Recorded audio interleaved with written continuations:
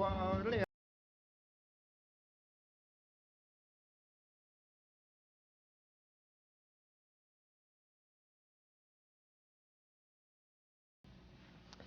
name is Monk Rowe, and we are filming in Manhattan today, and I'm very pleased to have, for the second time, my guest, Jon Hendricks, the inventor of Vocalise, and I'm going to pin you down momentarily on your definition. And you look great, by the way. Thank you very much. In your sartorial splendor, which is one of your phrases. Do you have a secret to staying fit and young? If it is a secret, I don't know exactly what it is, except that I'm always interested in life itself. You know, I'm interested in everything. My patron is Francis Bacon, who said, "I take the world for my purview." You know, in other words, his study is everything, and that's the way I am. I'm interested in everything. So when I wake up in the morning, it's like a child waking up in a garden. You know, everything is here, and I'm interested in it, whatever it is. So you're not just totally a music-oriented person. Never was. No, I've always had a literary side to me. I got the only A in my creative writing class in 7 years. The professor, Dr. Milton Marks, wrote the textbook that was used in Harvard, Yale, Princeton, you know, all the universities. And he hadn't given an A in 7 years, and he gave me one. And I got the only A in my speech class in 4 years. And I was a history minor, you know, and I got all A's in that. So I've always been interested in several other things. You know? And yeah, like I say, everything else. Yeah. I'm interested in everything. I was going to be a doctor originally. I was going to study medicine because I'm interested in medicine. I'm interested in medicine from the standpoint of Hippocrates and Paracelsus, you know, real medicine. I think the medical profession today is not even medicine. It's just drug pushing, raised to a dignified social, socially accepted position. You know, it's not healing. Nobody heals anything. The average surgeon, his way of making a cure is to cut the thing off or out. That's not medicine. That's butchery. When you consider Hippocrates, who was the father of medicine, never operated on anybody, and treated nervous disorders with higher mathematics, because numbers quiet the nervous system, because numbers are what everything is made of. There's a book in the Bible called Numbers. You know, so if you get interested in the numerical aspect of everything, your nerves quiet down. This is medicine. So you'd be a believer in what we call alternative medicine? Well, alternative medicine is the tip of the iceberg. You know,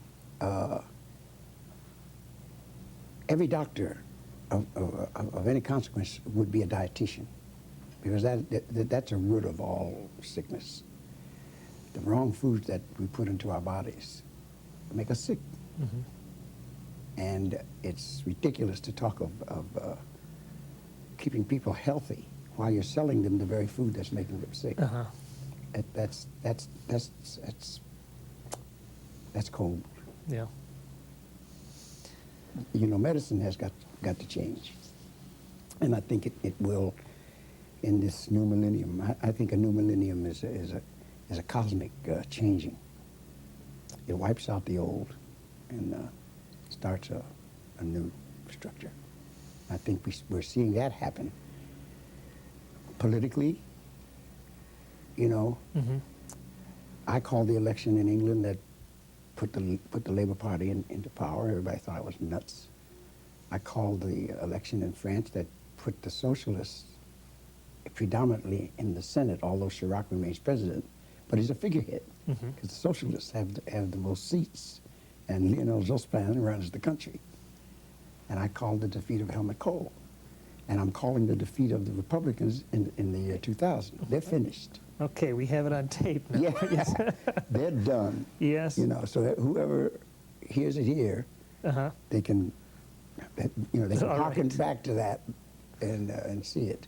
They killed themselves in the attempt to dislodge a duly elected president on a scurrilous at best and morally filthy at worst matter that they had no business spending so much time on and money.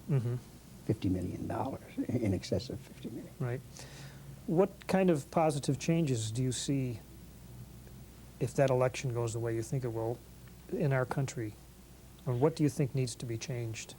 Well, the people, the politicians sent to represent the people have got to get back to representing the people and not the business entities that pay them. For them to sell their vote to the businesses and abrogate their promises to the people, that's got to stop. That systematic betrayal of the trust of the people has got to stop. That has got to stop, because we are now in a world where we are the minority. You see, as an American Negro person whose grandfather was a slave, I remember constantly being told that we are a minority and we have no power, and but when you look at the world, only 3/10 of the world's population is unpigmented. 7/10 of the world's population are pigmented people.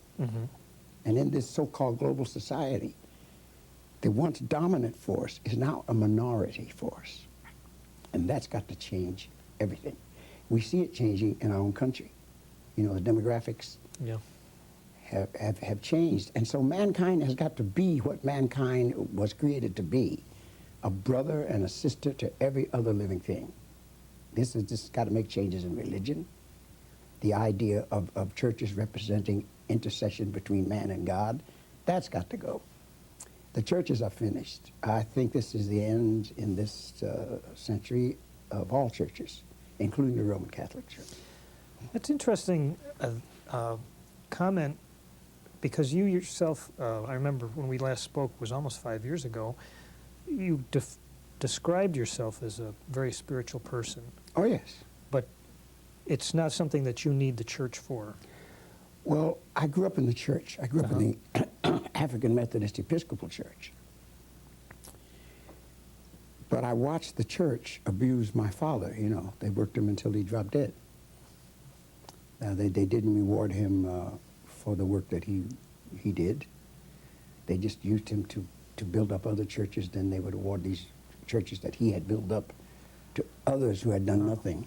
You know, it's like our political system, like our business promotional system, you know.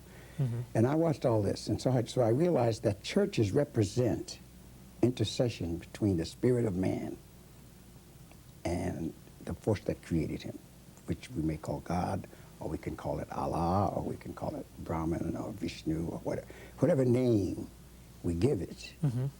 It's that force that created us. Because show me a man that made me a man, and then I'll worship him, you know. But until then, I will worship he who made man. And so it is that force that the church tries to pretend to be and never is. So that the whole system has got to change. You have to fall on your knees and speak to God yourself. Each of us has to become a priest and be his own church and morally lift ourselves up so that we don't think of doing harm to anybody else. Harm comes first from thought, you know. You think of doing harm to someone, then you do something. But if you think about yourself and about who you are and your place in the world, you're not going to do anybody any harm. Has there been times in your life when you have felt your own spirituality has suffered, and your life has suffered because of it, and then you had to change? No, I don't. I don't think that my life has ever suffered because of my spirituality. What I think has happened is that I have transgressed my own spiritual beliefs. have lied. I have committed adultery. I have ingested drugs of various kinds. Mm-hmm. You know, these are crimes against your spirit. You know, and I have committed such crimes, and so my spirituality hasn't been the cause of any illness or wrongfulness. My own actions have done that, as it does with everyone. Every act you commit, you have to pay for. It's like a movie theater. When I was a kid, I couldn't get in that movie until I paid a dime. I had to pay the dime to get in. Mm-hmm. It's the same in this life. We're all in a movie. Literally. I always say, people say, well, you look great for 78, you know. How do you feel? I said, I feel just like I felt when I went to the movies. I'm not leaving till this movie ends.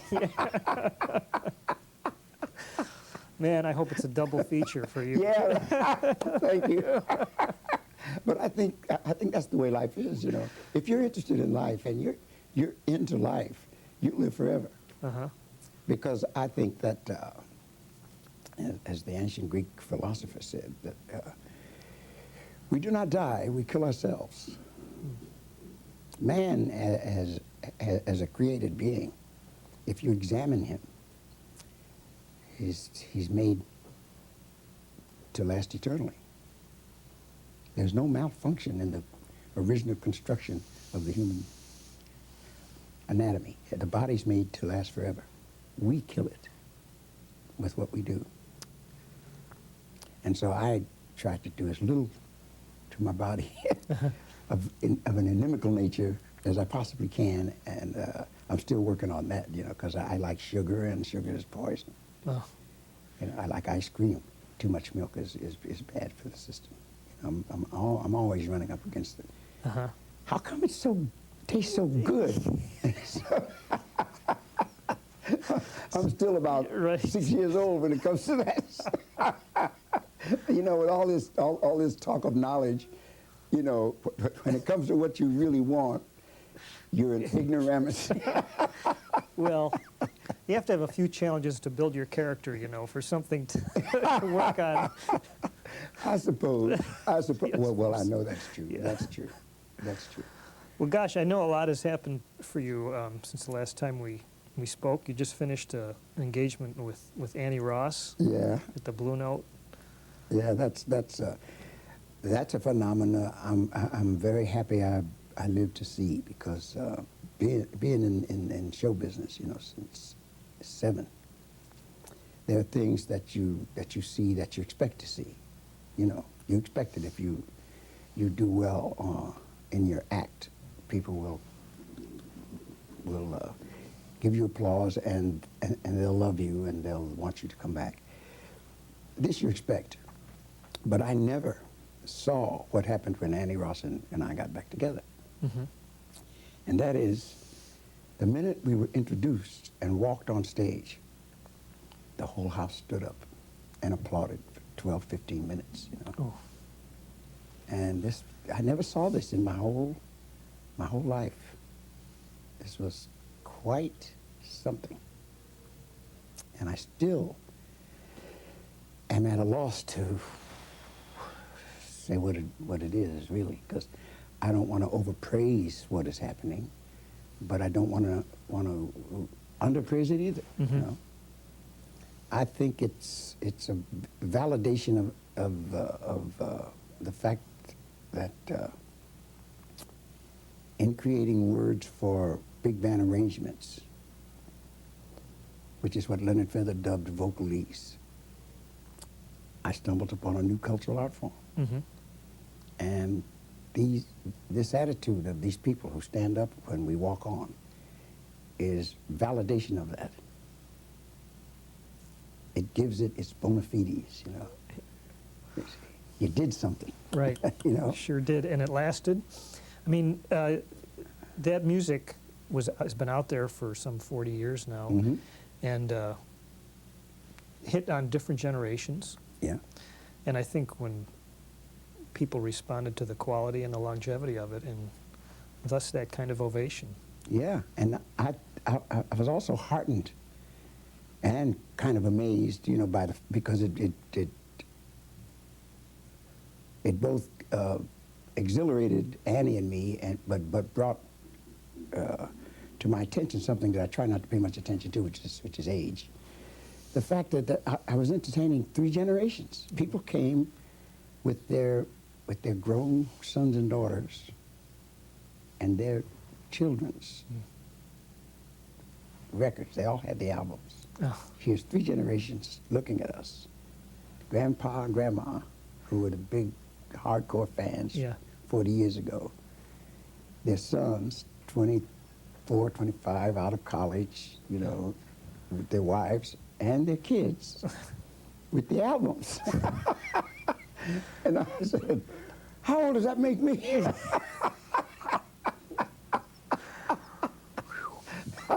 Wow. It's amazing. Yeah.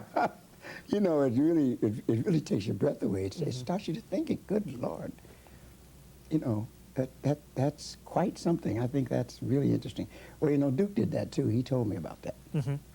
You know, he'd meet these kids at these proms, and they would say, my grandfather said he first heard you. Yeah. And Duke would say, oh, that was my son. Right, that was my son.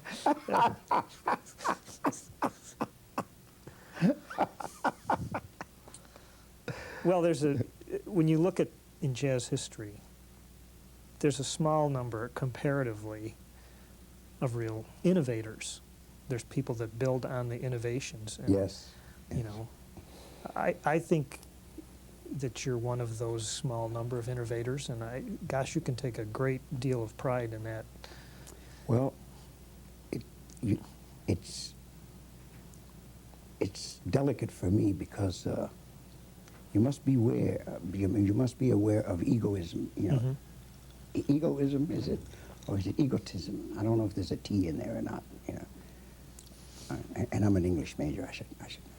But anyway, you must be aware of the ego, the overactivity of the ego, because man, nothing is done alone. Mm-hmm.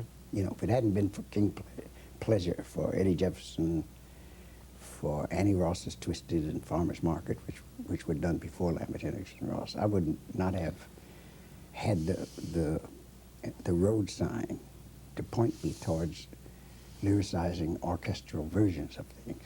You know, so you have to watch out. You know. Whereas it's true that what Leonard Feather dubbed vocalese was the lyricizing of orchestral things. Without that lyricizing of individual horn parts, I doubt if I would have been able to do what I did. You know, I had a lot of help. I had a lot of help in that. Just as everything else, you know, everybody has help. Edison never acknowledged the help he had from Tesla. In fact, there's some people say he stole the light bulb from Tesla. Mm-hmm. There are facts to support that. Right.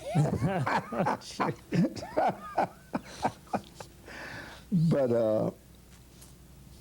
you have to be aware of how you assess yourself, you know, because you can go overboard and you can obscure the contributions of those who came before you. Mm-hmm. You can stand in their light if you're not careful. You know, I don't want to do that. Right. I don't want to do that. I'm very aware that if it hadn't been for these people, I may never have done what I did. Mm-hmm. Well, even Ellington, you know, had his influences and kind of pulled a lot of things together to make his sound. So I was surprised when he told me that all he wanted to have was an orchestra that would approach Fletcher Henderson's. Yeah, right. I said, whoa. I think he did that. Yeah, I think he did. But I mean, that's what he wanted, you know. Uh-huh. He just wanted to approach Fletcher's orchestra. Right. You know, that makes you want to go back and listen to Fletcher again, you know. Right. Right. That was a clean band, and they were beautiful. And Jimmy Lunceford's too. He also admired Jimmy Lunceford's band. Mm-hmm. You know, because they dressed well. I saw them one time in Toledo in a show. They had 3 costume changes. Mm. They opened up in white tails. They came back in the middle in orange tuxedos, and they closed in light tan tuxedos. Wow. Great show band. It was really fantastic. You know, really good-looking outfit too, and entertaining, very entertaining. Well, let me take you back just for a few moments. You told me some marvelous stories about your childhood and how you got by. I don't know if you recall, you talked about singing in front of the jukebox. Yeah. You know, and you had a huge family. Yeah. Is that correct? What kept all you together in some of the hard times? Well, it was love. It was just love. It was my father and my mother. My mother had 17 children altogether. 2 died and 15 survived. 12 boys and 3 girls. And she did all the laundering and washing up and cleaning and everything until the girls got old enough to be of help to her. Mm-hmm. You know, they don't make them like that anymore. Mm. Those women were hardy in those days, and not just my mother, but almost every other woman was the same. They would do it. They were cooking 3 meals a day for their families. They were washing, ironing all of the clothes everybody wore. You know, they were keeping the house cleaned. It was amazing how much work those women did in those days. You know, it was amazing. I look back and I can never remember my mother sleeping. Well, when I got up, no matter how early I got up in the morning to get ready for school, my mother was there with the breakfast on her feet. And the last thing I remember at night coming home from these nightclubs where I would go and work was my mother sitting in front of the fire, still in her apron, getting a little nap, nodding, and I would wake her up by putting this change into her apron. And the weight of the change would wake her up, you know. And that would be about 2 o'clock in the morning. And she'd wake up and fix me something before I went to sleep to get up at just 7 to go to school the next morning. And this, every day, this was every day.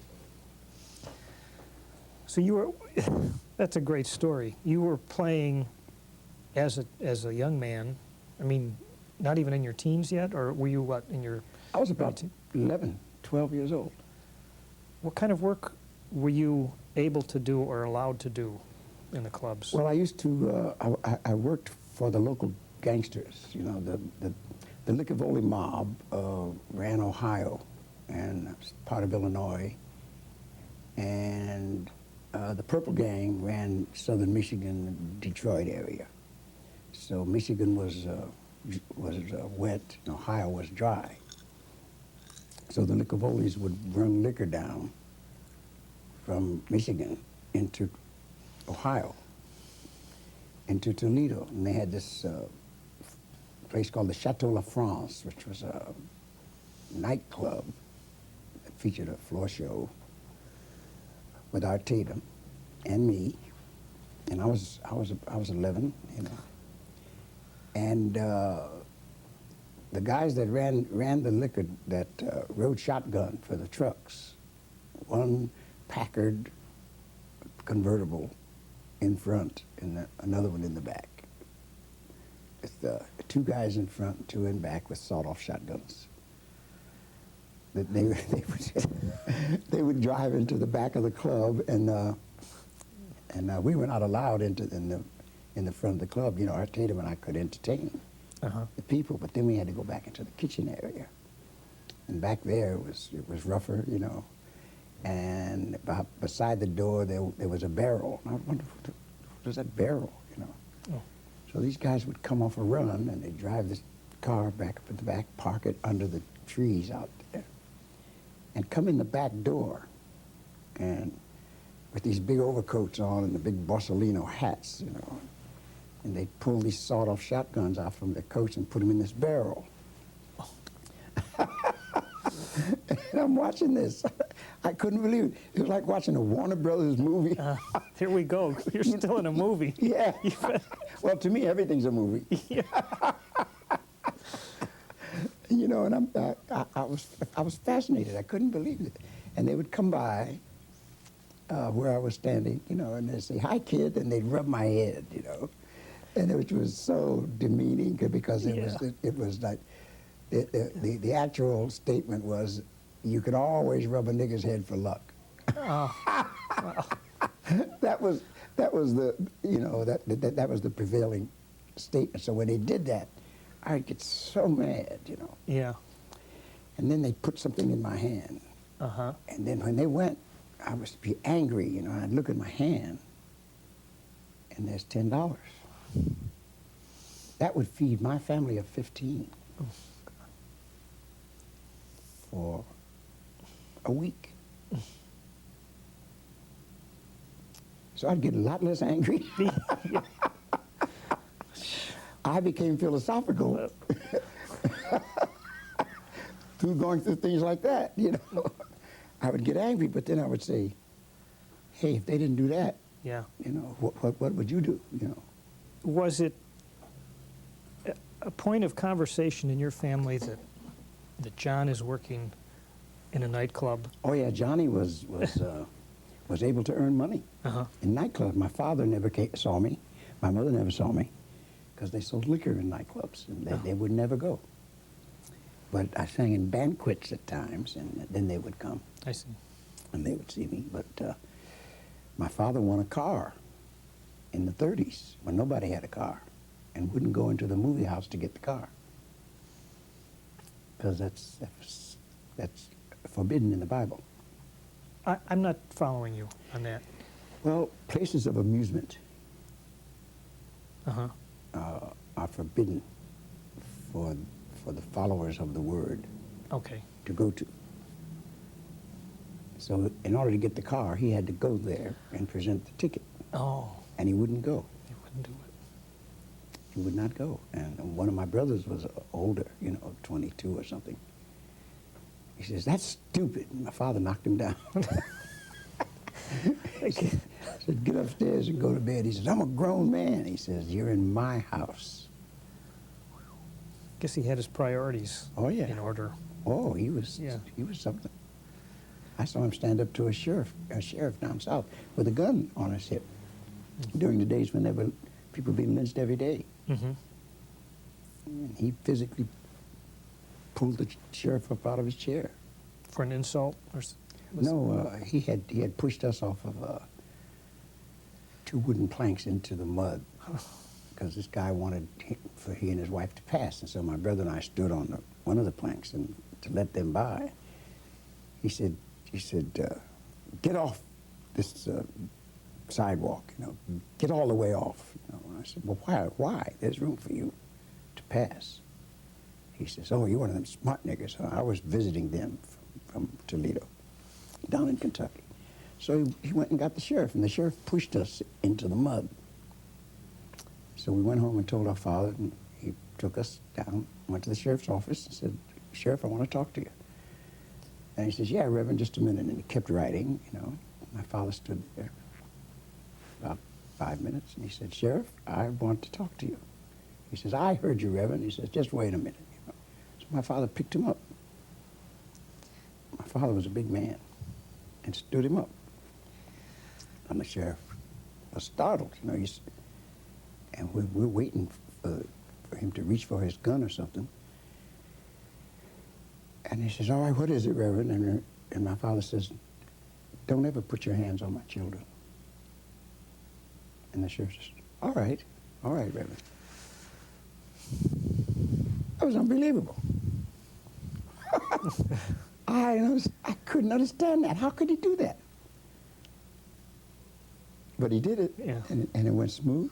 Nothing happened. My father had an aura Mm-hmm.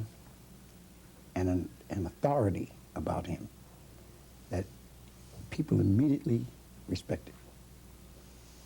When he died, by that time I had married an Irish girl.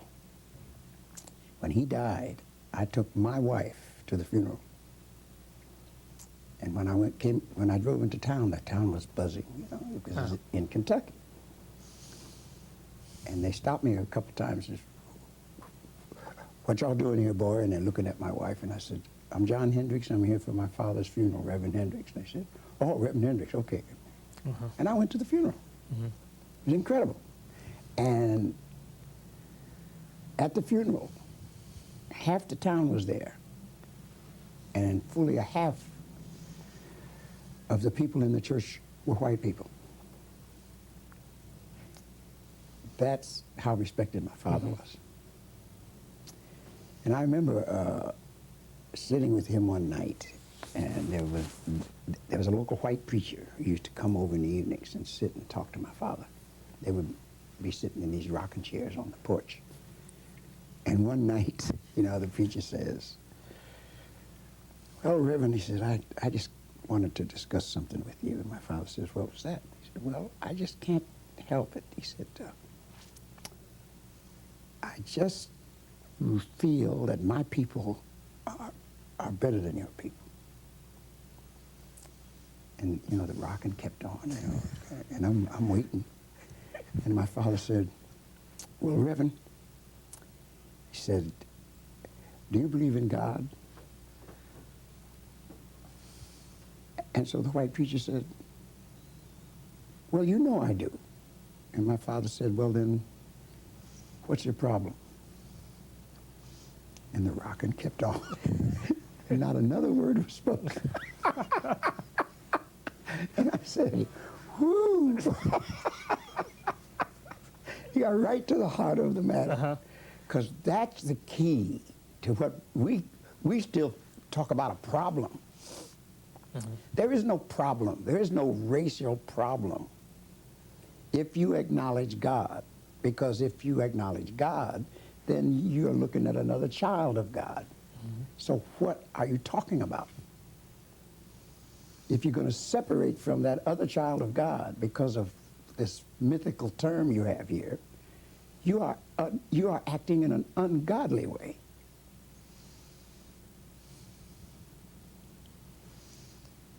So when people ask me about race, I say, "What time does it start?"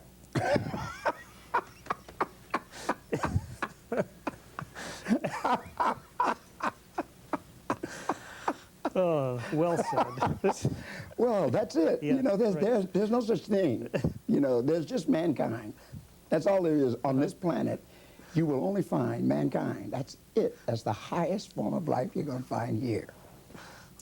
And he looks like every type of thing you can imagine. In every part of the world, he looks different. But he eats the same foods, you know. Yeah.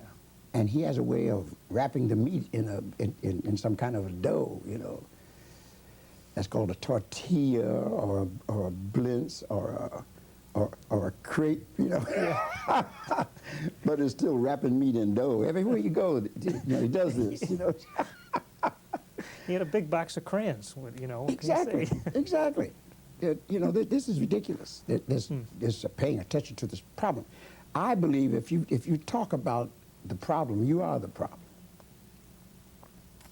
You know?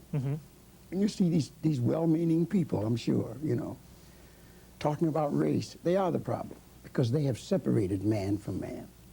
And now they're going to try to solve the way to get them back together. First, they've separated them with their own voices, in their own words. And then they're going to try to get them back together. How are they going to do that?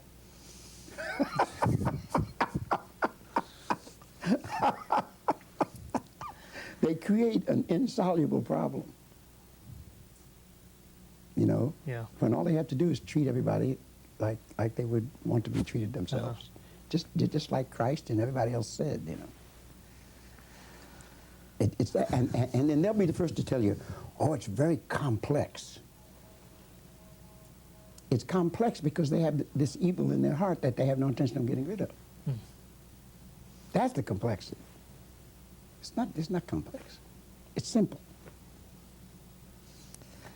You know, I wish we could clone you. Send in the clothes. Forgive me for I set it up. You picked up on it. I can't resist a straight line.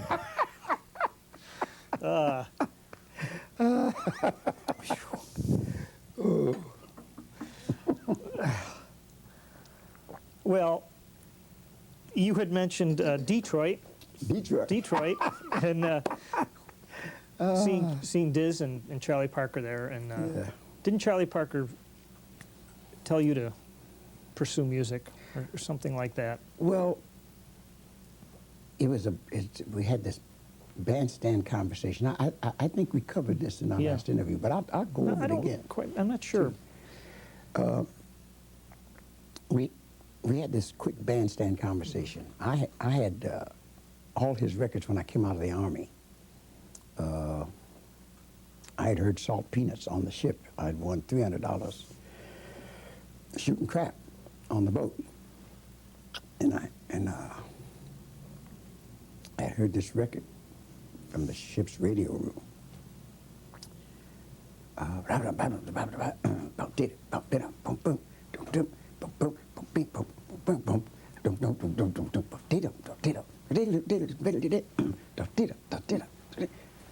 said, whoa, because it was in my head already from my Art Tatum days. Mm-hmm. You know, I heard Art Tatum.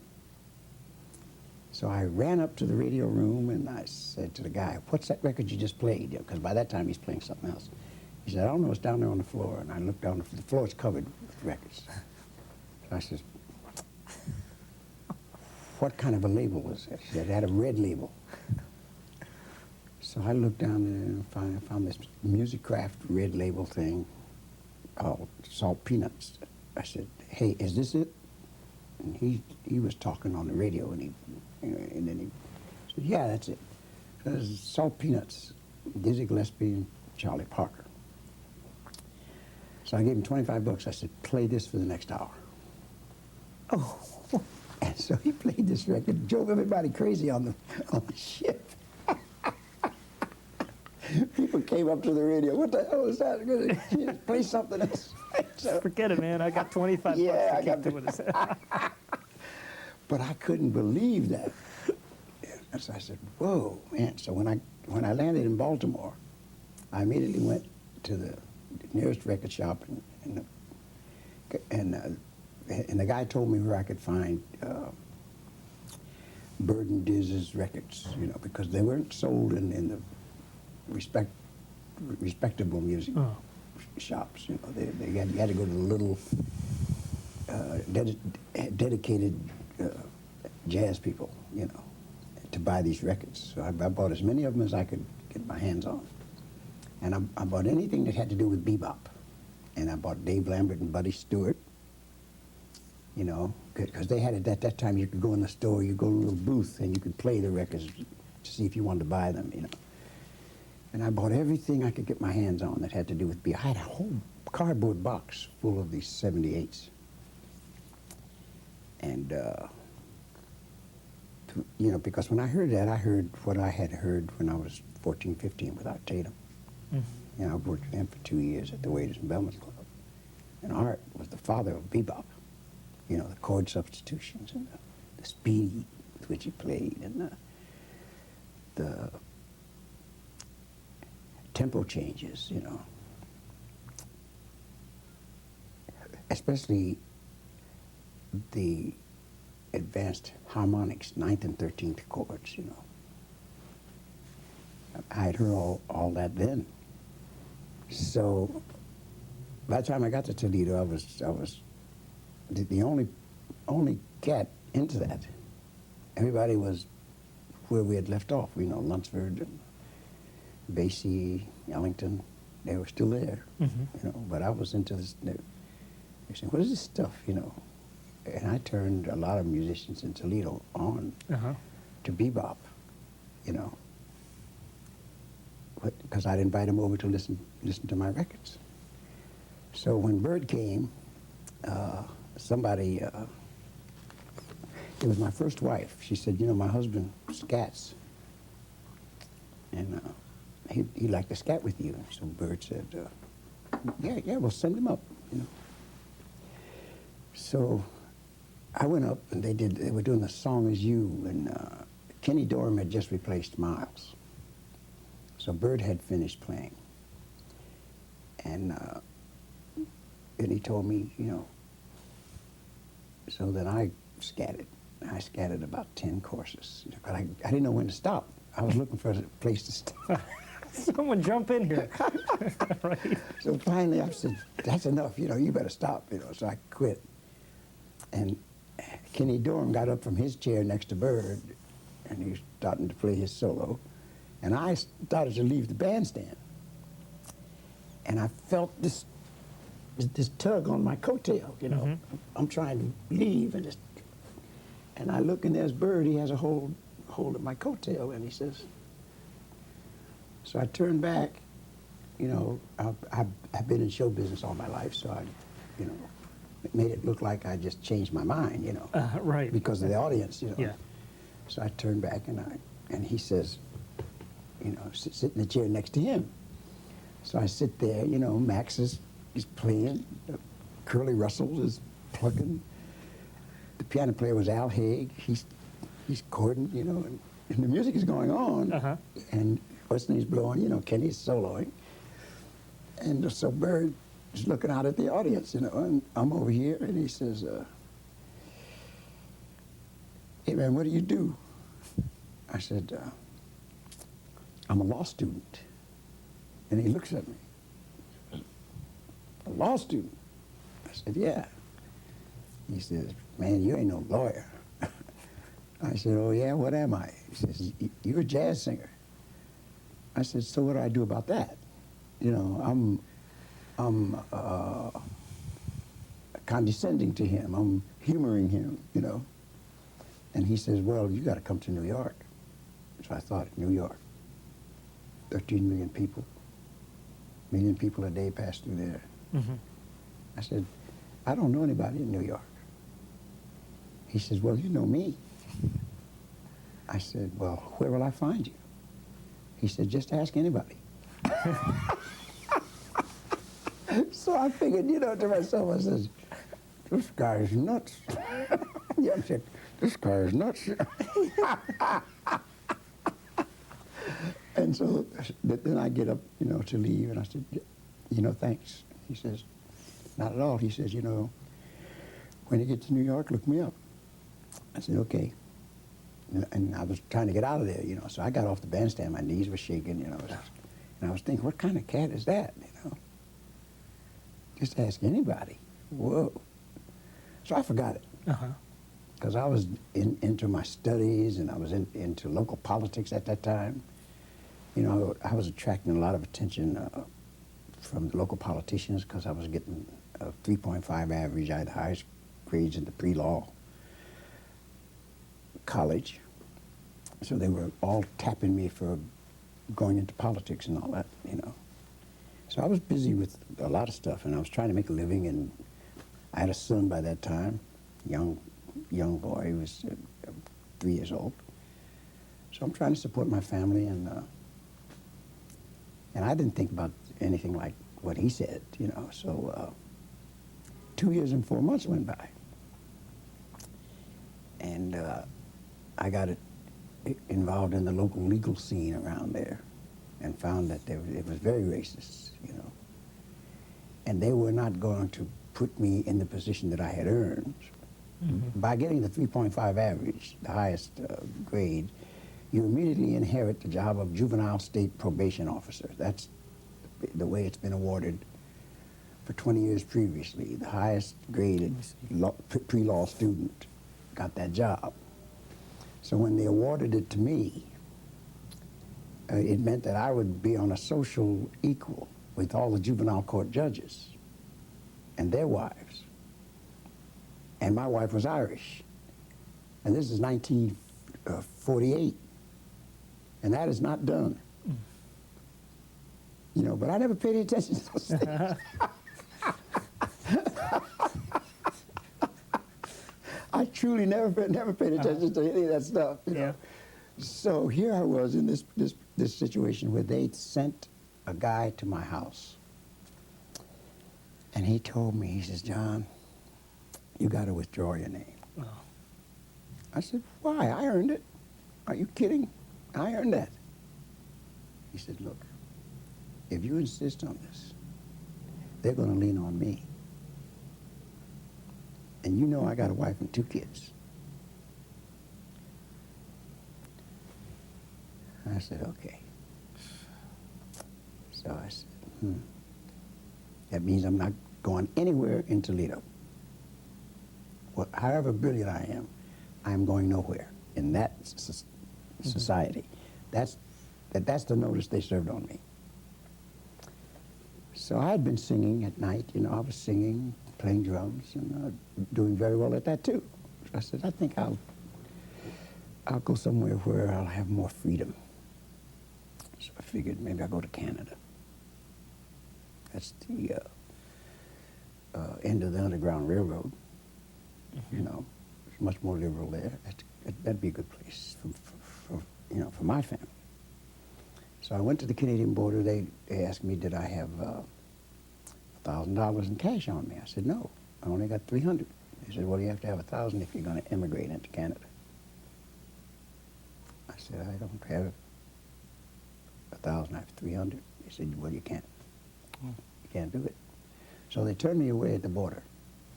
So I figured I'll go to New York. And that's that guy, Charlie Parker. I'll look him up. So on the way to Buffalo from the border, my old Chevy broke down, conked out. So I get a ride into the city, and I just left the car because it was finished. And I got on the Greyhound bus and went into New York. And I got off at the bus station. And I remembered Joe Carroll in Toledo was singing with Dizzy, which was my gig. I was supposed to be Dizzy's first singer, you know. But I had moved from Rochester back to Toledo, and he had come to Rochester looking for me and couldn't find me and hired Joe Carroll. So I called Joe, and I said, where's Bird? He said, the Apollo Bar, 125th Street and 7th Avenue. I almost dropped the phone. It's 2 years and 4 months later. I said, woo! He was right. Everybody knows where he is. I said, good Lord. So I put my wife in a hotel, and that night I went over to this club, and I walked in there, and it was Jerry Mulligan was on the bandstand with his red hair and his red beard. Had this Ming the Merciless. You remember this character, Ming the Merciless in Flash Gordon? Yes, had with the thing. This long goatee. That's the way Jerry had this long red beard. And a shock of red hair, you know, and jeans, and no socks, and tennis shoes. Oh, God. That was how he was dressed on the bandstand there. Well, those guys were spending all their money on heroin. They were shooting up, you know, all day, every day. And he was living uptown with Bird at that time, you know. And Roy Haynes was on drums, Curly Russell was on bass, and Bud Powell was on piano. So they were playing the song As You, the song that I scattered with him as I went by. And as I walked past the bandstand, now that had been 2 years and 4 months since I had seen him for about 9 minutes on this bandstand in Toledo, which is the heart of nowhere. And as I walked past the bandstand, he's playing a hey, John, how you doing, man? You want to sing something? I almost fainted. It took my breath away. I said, good Lord, who the hell is that? I couldn't believe that. Oh. And after the set, he came over to my table, you know, sat down, talked to me, just, what you doing? I said, well, I just got here, you know. He says, well, I told everybody about you, you know. And he had. I had no trouble making entree into the jazz scene. Miles knew me, Dizzy knew me, all the cats knew me. You know, Kenny Dorham knew me because he was there. He was there in Toledo. So I had the best PR man in the world. Wow. So I came in, just slid in, you know. It's amazing. And that's how I got my start in New York. You know, he really did talk about me. And they, you know, some of the cats told me, Dizzy told me, Bird told him, man, there's a bad cat in Toledo. What a great story. And I only saw him about 3 more times. You know, because he was running in the netherworld, I called it, you know, because it was a world of trying to get high, trying to get a hold of some horse or some money to get some horse, you know, and to shoot up and all that. And I was not interested in it. Yeah. In that, so I never really spent a lot of time with him. I would see him, and his first concern would be, how are you? How's everything? Is everything all right? Do you need anything? He's asking me if I need anything. And he's looking for you know, for some dope and didn't have any money himself. But he's asking me if I need anything. Amazing. Amazing. Well, what did Lewis say? Oh, Lewis said that he asked me what it was, and he said, you know, he's just worried about getting ripped off like all the jazz. Yes. And I said, no, this is archival. That means 50 years from now, Right. students would be able to walk into Hamilton and say, that's Lewis Hayes. He was a great drummer. You know? Yeah. I told him this. I said, look, what do you think I'm doing here? You know, I mean, you're doing mine now. He said, oh, okay. He says, tell Monk I'll do it. Oh, thank you. Yeah, they just Yes, want to make appreciate sure that. they don't get ripped. Yes, I know. And it's not the first time it's happened. And I appreciate you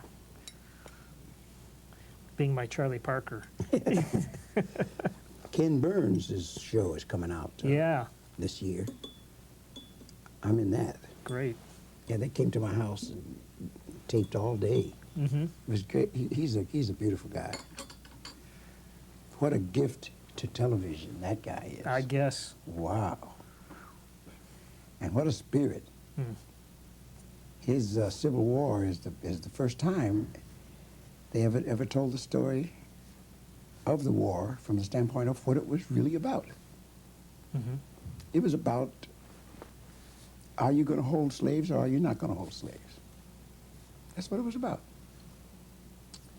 They talk about it was the industrial North against the, you know, the agricultural South, and baloney. It's a matter of, you going to own a human being, or are you going to understand that you can't do that? That's what it's about. Isn't it ironic, or I'm not sure what the word is, but you had a whole nation going to war over that issue, and we still have a problem, you know. And as you said, there's a simpler way to deal with it than we have been. If you listen to those people, they always invoke God, and that's because they don't believe in God. The people who believe in God, you never hear them say His name. It's the ones who have no belief in any God that are always talking about. And as God is my judge, you know. Yeah. It's like when Eisenhower was talking to Nikita Khrushchev, you know, the New York Times printed the whole transcript of that on 2 pages, 2 full pages of the New York Times. And I always read the Times for that reason. If I want to know what someone said, you know, I don't read the front page story, because you don't get the real story there. I read the transcript. And in this transcript, you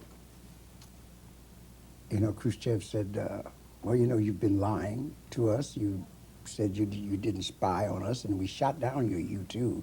We have your Francis Gary Powers, you know. And Eisenhower said, well, don't tell me that you people don't spy on us, you know. And Khrushchev said, as God is my judge, we have sent no planes over your territory. He says, we know who you are, and we know how much you dislike us. We don't have to spy on you to find out about it. And Eisenhower says, well, it's funny you should speak of God. You know, when everybody knows you're atheistic. Khrushchev says, we are not atheistic. We just don't believe in those black black-robed beggars. Oh, I had never heard that before. That's right. Wow. That was in the New York kidding. Times in the transcript. Wow. You didn't hear that, did you? No, I didn't.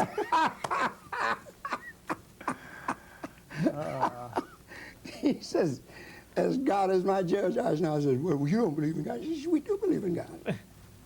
He says, we don't believe in those black-robed beggars. And it's the truth. Mm-hmm. The average Westerner supports his supposed belief in God by citing that church. And that church is about as far away from any God as you're ever going to get on this planet. You understand? Yeah. That's where that all that oratory and invocation of the name of God comes in. Because it's nothing to do with God. It's got to do with people who have no belief in God. Because the first thing you do when you believe in God is shut up. Keep silent and know that I am God. That's the injunction. Well, as usual, you have given me about a month's worth of food for thought, at least. Yeah, we need food for thought. Yeah. Boy, could we use some of that. That's true. But I was going to tell you about Charlie Parker. Yes. So I became very curious about this cat because he was so beautiful as a person. I mean, he showed such great compassion and such true concern, you know, beyond all the other musicians that I had met. And I was wondering, oh, this guy there's more to him than meets the eye. Then I used to hang out uptown with the songwriters on 50th Street and Broadway, so I ran into Teddy Rigg one day. And so we got to talking about Bird. Teddy Rigg used to sell bass drum beaters, you know, the thing that was his he sold. And he made the first records with Bird and Diz, you know, Salt Peanuts and all that. So we got to talking about Bird, and he says, man, this cat, he says, when we did Cherokee, you know,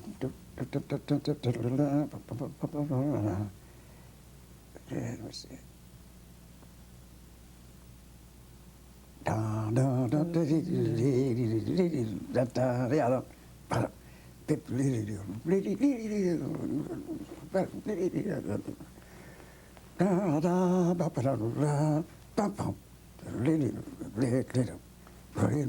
You know, he said, when we did that, you know, we didn't have any money, and this was the last date. So we took it to the publisher to get the license to release it, and the publisher said it's a desecration of Ray Noble's composition, and we're not going to give you the license. So they couldn't release the whole thing because they needed that song to complete, you know, those records they made in those days. Oh, I see. You know, they didn't have any extra songs like they do now. You know, so he says, oh, man. And they were devastated because they couldn't get their money back till they put the product out on the market. So he took it to Bird. He says, man, what are we going to do, you know? And right away, without any hesitation, Bird says, change the title, just call it Cocoa. I said, Cocoa, you mean the drink? He said, no, K-O-K-O. I said, you think that'll work? Bird says, why not? You know, their melody isn't defined anywhere. So they did it, and it was a big hit. And then Teddy Rigg says 20 years later, he realized that Cocoa was the Lord High Executioner in the mythical kingdom of Titty-Poo in Gilbert and Sullivan's The Mikado, which took place in Mongolia. The Mongolians are the ancestors of all the American Indians and the Eskimo. They walked across the Bering Strait when it was connected. Mm-hmm. The ones that stayed up in the north became the Eskimos, and the ones that came down in the plains became the Indians. So that Coco was an ancestor of the Cherokees.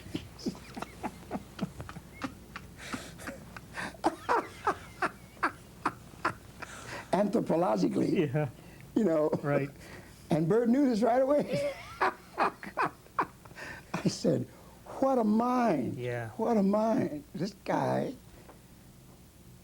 it's amazing, the range of his knowledge. They had a scene in the movie Bird where he goes up to the fenced estate of Stravinsky. wasn't it? Stravinsky. Yeah. Yeah, because that was his favorite composer. Yeah. He was an intellectual, Uh-huh. you know. He was much more than a smoke a reefer or shoot up jazz musician. Uh-huh. Very much more depth to him than that. You know. Yeah. And this is the part of him, you know, that I want to cover. This was a very great man. Far greater than anybody realized. Mm-hmm. And you only have to listen to one of his solos to hear the mental agility, you know, that inspired Coltrane Right. and everybody else. Brilliant cat. Amazing. You got some great news regarding your Vocalese school. Oh yeah. I'm waiting for my federal papers to Mhm. come back, and then the University of Toledo have engaged me to start in the fall, next fall, and I want to have the Vocalese Studies program start there, and from there we will proliferate all over the world. That's Because I've already made arrangements to have a rhythm section of Hank Jones, Ray Brown, and Max Roach have all agreed to be the rhythm section 2001. So, Gee, you couldn't get anybody good, huh? so jazz students from all over the world are coming to that school, because I have students from all over the world asking me about studies. My singer, Kevin Burke, married a Japanese girl who now teaches with him. She came over here to study under me. Mm-hmm. You know, and I told her I don't give personal lessons. No. So there's going to be students from all over the world coming to the University of Toledo when we start that program. Uh-huh. Let me throw a little scenario at you here. You're in front of the college's board of trustees trying to pitch your idea, and as well-meaning as they might be, they don't have a clue what Vocalese really is. No, they don't. So what do you tell them? Well, I tell them that the most popular exponents of it, therefore the best known, are the Manhattan Transfer. And they all say, oh yeah, the Manhattan Transfer, oh yeah, we know them, you know. And this is what happened around the table, that, I see. like what you're talking about. And this one lady says, oh, I have all their albums. I said, well, do you have the album Vocalese? They said, oh yeah, that was their biggest seller. I said, yeah, I wrote that album.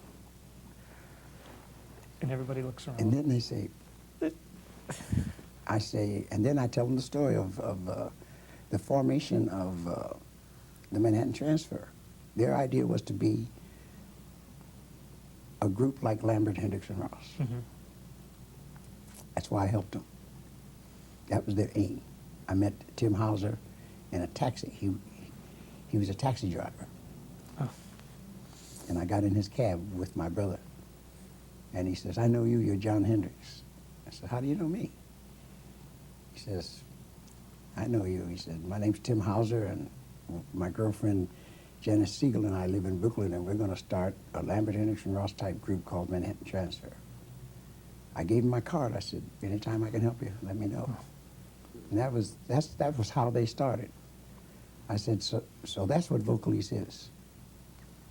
It's the setting of lyrics to established American jazz instrumentals in a form so that it tells a story with a beginning, a middle, and an end, a plot, cast of characters. The horns become the characters, and they make a commentary on the subject matter, which is determined by the title.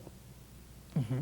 Jumping at the Woodside becomes a dissertation on a hotel where jazz musicians could stay and play at any time, because there was nobody to complain, because everybody else staying there is also a jazz musician. So what do they care if you rehearse all night? You know, they're probably rehearsing all night. Yeah. So that's what that was. And each of the horn players makes some kind of comment on that. Right. You know, Buck Clayton had the trumpet solo, Lester Young and the tenor solo, Basie on the piano. And all this has to work like an opera or like a well-constructed theater piece, like a drama. Each person has to be a character within a previously defined plot structure, mm-hmm. which is determined by the title. So it contains elements of theater, of literature, and above all, of poetry. And even above that, philosophy. So it's a completely new form, but it's based on the depths of the old established forms, mainly philosophy and poetry. Mm-hmm. Then they sit up and take notes. Yeah, right. You summed it up. That's great. Yeah. Well, I have to put this in the form of a syllabus. Yeah. Whatever that is. Right. I have no doubt you'll manage. Well, I hate to say this, your driver is waiting, and serves him right. Serves him right. If I don't wear out my welcome, I may come back and say, John, how about part 3? You can do that. Yeah. Yeah, sure. Well, I think these things are important. I think what you're doing is important. I think that that younger students, especially, need to feel some contact with people they may never have seen in their lifetimes, mm-hmm. but whom, if they're studying jazz, have an impact on them. That's the value of this. It's like a volume of history, mm-hmm. but it's living history, you know. These kinds of things are going to supersede history books. I don't think there'll be history books far into the future. Mm-hmm. If people, especially if people write history as it occurs, instead of waiting first years after the event has passed so that they can lie safely, you know. Yeah. And also waiting until interest in it has waned. I think history should be written contemporarily, like you're doing with this. Mm-hmm. You know, we should do the same thing politically. C-SPAN is actually doing that. C-SPAN is taking you into the House of Representatives, into the Senate, and showing you these great and noble souls that are supposed to defend the rights of you, the people. Mm-hmm. And what you get to see is just how little they do that, and how mealy-mouthed they are about defending the rights of those who pay them, like the National Rifle Association, and the tobacco interest, and the National Association of Manufacturers. Those are their true sponsors, and the people to whom they give their true worth as representatives of the people. And the people have seen this. They've seen it over and over again.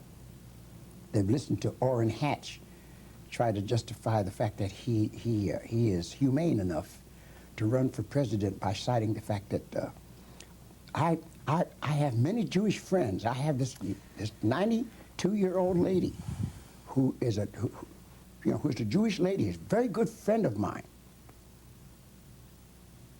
The man killed himself. To any person listening and looking on, he killed himself. You condescending bastard. But he did it himself. Mm-hmm. Nobody else did it. You know, And the people are watching them every day kill themselves. The Republican Party is dead. They're dead in the water. They don't even know it. If you blow on them, they fall down. Bam, you know.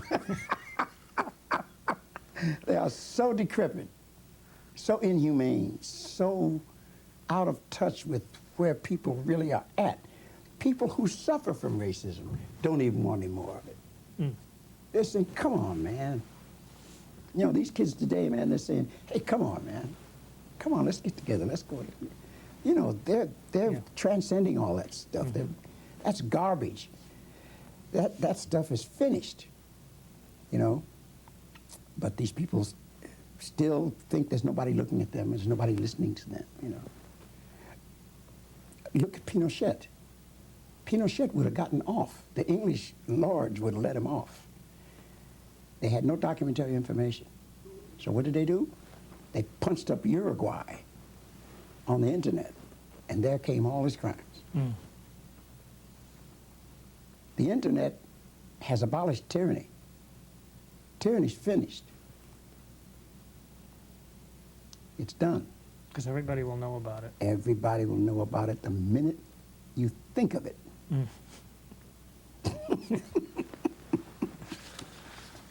So we're living in a marvelous time here, you know, and the changes are incalculable, and the ideas you have about everything are passé. Even whatever you can think of uttering, it's already a passé thought, you know, because you're either going to go forward or you're going to go backwards. And if you go backwards, you're going to fall off. Well, musician and lyricist and philosopher and political analyst. And loudmouth. I want to thank you for a fascinating time again. You're welcome. And best of luck with your school. And oh, thank you.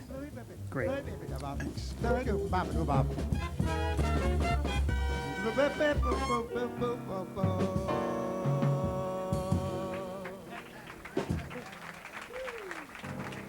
Thank you.